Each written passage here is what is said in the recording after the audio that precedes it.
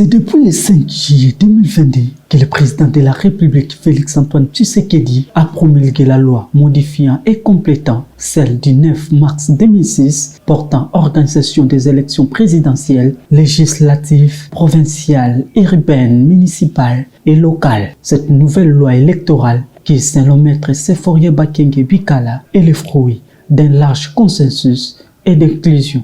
La loi électorale actuelle, dans sa configuration actuelle, elle est les fruits, c'est ce que je constate en lisant cette loi, en examinant même le préambule. Elle est les fruits d'un large consensus.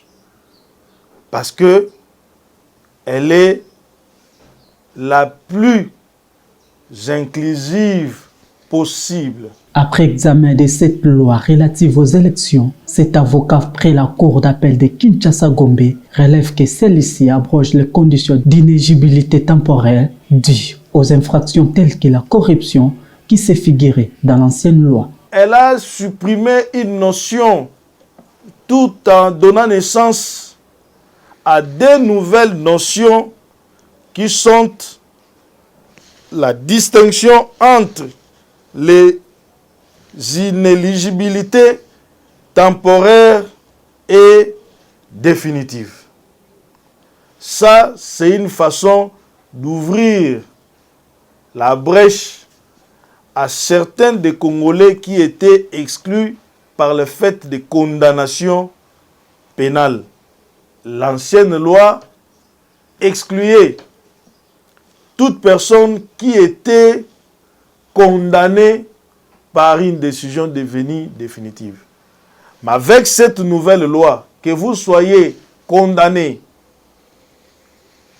en matière de viol, en matière de corruption, vous ne serez pas éligible que pour la période de votre condamnation.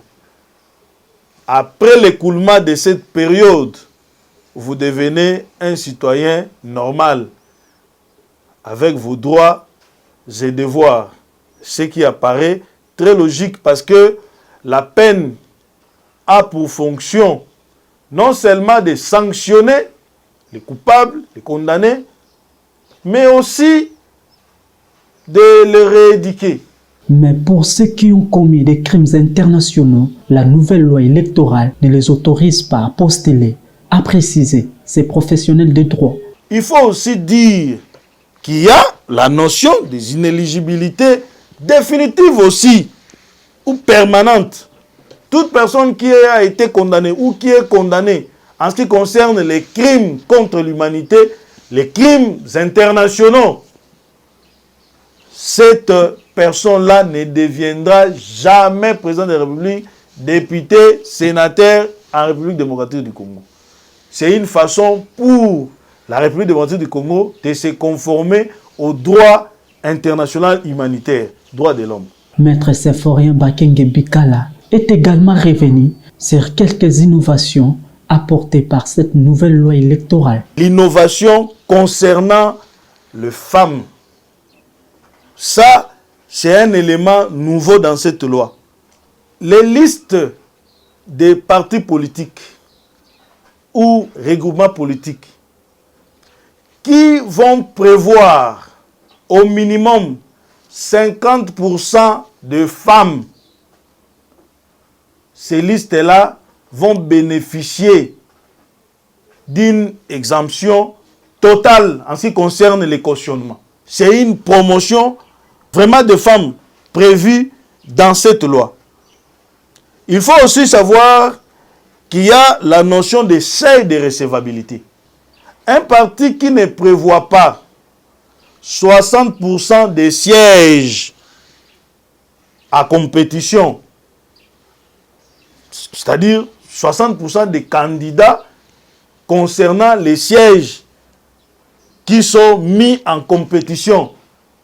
Ces partis-là ou ces regroupements politiques verra sa liste être déclarée irrecevable. En d'autres termes, cette loi encourage les regroupements politiques, encourage les associations des partis politiques. Les partis politiques, les petits ou les grands, doivent impérativement se mettre ensemble. Cette loi décourage les partis politiques mallettes.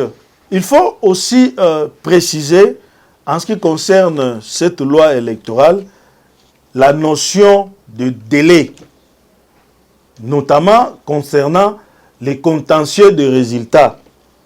Les délais pour les élections ou l'élection présidentielle, les délais prévus est de 7 jours.